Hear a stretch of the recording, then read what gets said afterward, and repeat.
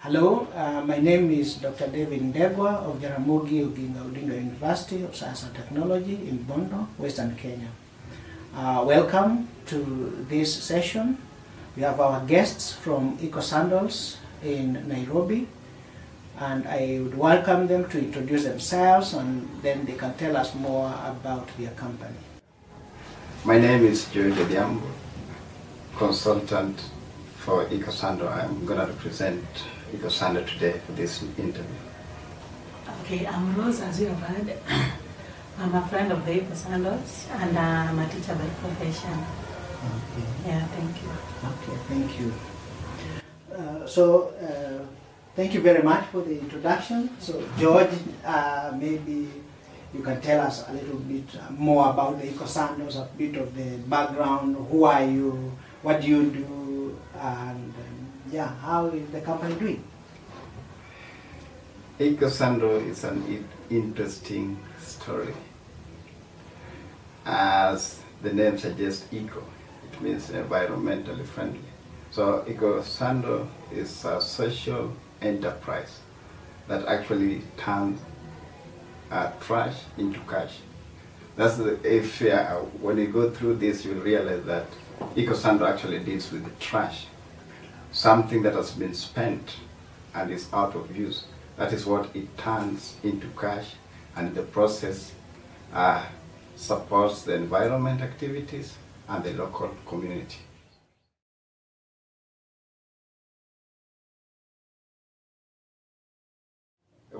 Anybody who's enthusiastic about doing anything at Eco Sandal company is allowed to grow. Okay. That's how the growth of Eco Sandal has been translated from the artisan to the product to the company. Meaning that this particular company is people-centered, it is artisan-centered, it is community-centered.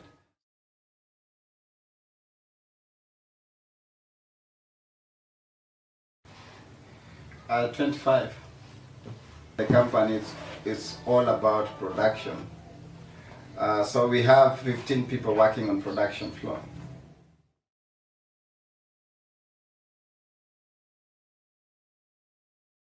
Our other orders comes from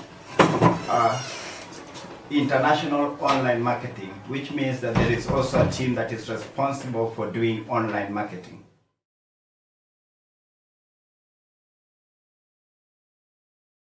If you look at our products, or if you look at the pictures that were taken many years ago and the current pictures on our website, you will find that the product has continuously undergone evolution, and the current style is more trendish, which means our style continue improving day in, day out.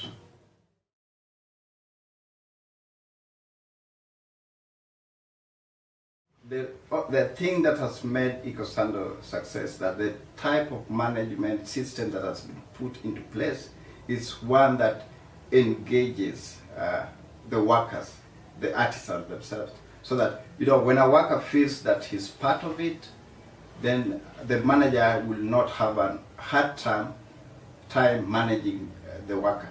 So the managing system that is placed is an open office. It's an open one whereby everybody's input, everybody's idea is incorporated into the system. And so when the idea is being implemented, or when the management undertakes to implement a particular policy that enhances the productivity and the sales of the sandals, it is something that is widely accepted within and without the company.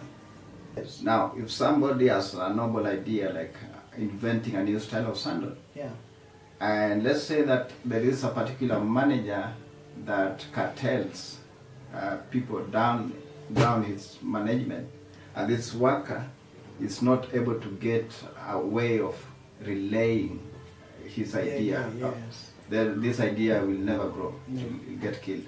But now that there is efficient communication structure, is able to communicate this to everybody within the system.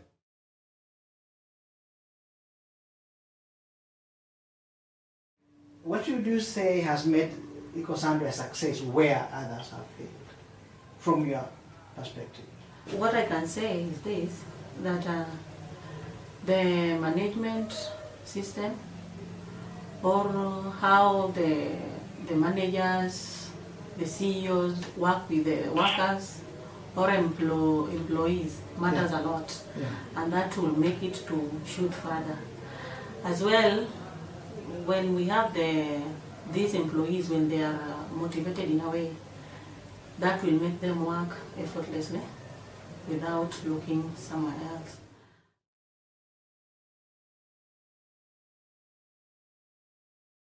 Just to discuss the power distance, and you have said unlike other companies in Nairobi and in Africa in general, where power comes from the top downwards, in ecosystem, Ecosando, you have a kind of a freestyle where people are free to grow, to come up with ideas, at the same time not ignoring the hierarchy, but not allowing hierarchy to come on the way of invention. To add, I think Ecosando was the first to practice devolution in Kenya. Oh, okay. The idea of devolution, devolve the units. Yeah. Okay.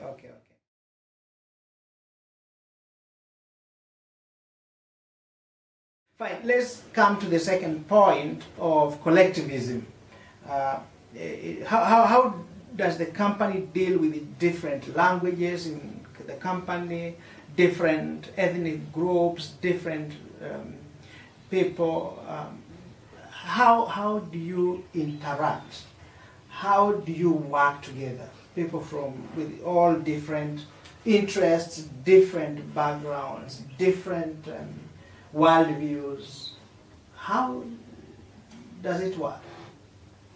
Okay. I think we can look at this in three aspects. Yes. Yeah, because let's talk about we begin by the worker.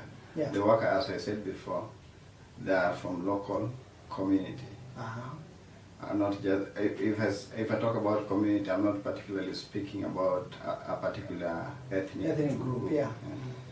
But it's a mixture of It's a mixture, the society in the local setting, and in this case I'm majorly speaking about the slum. Yes. The slum has formed the big base for the workers, especially on the production floor, the artisan. Yes. They are majorly from the local society. About how many ethnic groups? I think at Ecosando we have almost, if not all, but almost all tribes in Kenya. Wow. And are you affected by ethnic polarization, like now in politics, what we are seeing, politicians inciting people of one ethnic group against the other? And that are you affected by this? No. Why not?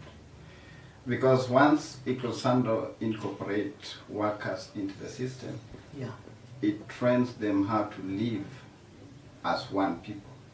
That's the Ecosando community. So once you come to Ecosando, you are no longer, okay, you are, I don't know whether to say your tribe comes second, but once you are at Ecosando, you have been incorporated in, you are a member of your first Ecosando. Okay. Well, still at Ecosando. Okay.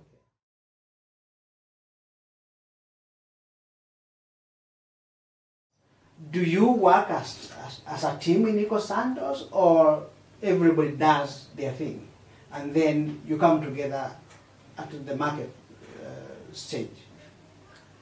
No. No. We work as a team. You work as a team. So how do you manage to bring all these people of different ethnic backgrounds and form them as one team? The reasons why these people with the different ethnic background have managed to come together is that they have one aim. Okay. And one aim of making a living. You know, making a living and having something by the end of the day to put on the table.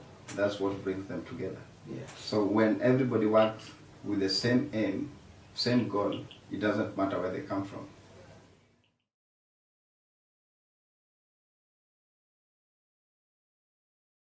How are people promoted? Is it depending on how they came, when they came, or is it through their hard work or productivity, or how is it normally done? Promotion at Ecosando is based on merit. So if somebody is hardworking, is enthusiastic, and has the will to grow, that's how they climb through the ladders upwards. So it is strictly On merit. On merit. Yeah.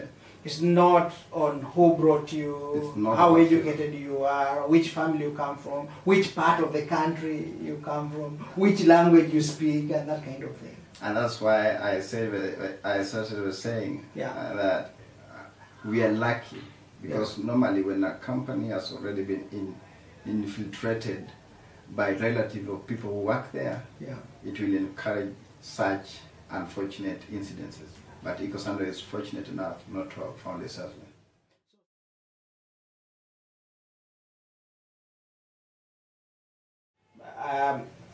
I am an artisan.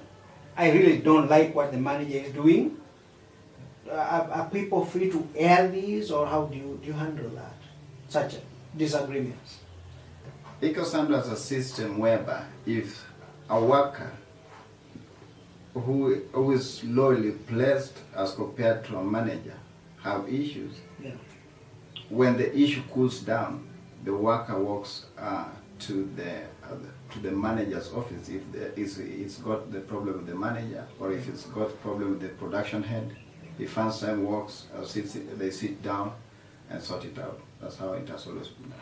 So is it a kind of a principle, a policy that you don't handle issues when they're hot? You wait for them to cool down, or does it just happen? We are a community. Yes. And in a family, we've grown up to know that when things are hot, we let them cool, because when they're hot, you try to handle them, they might just spill out of proportions. So we let them cool down, but we don't procrastinate solving them.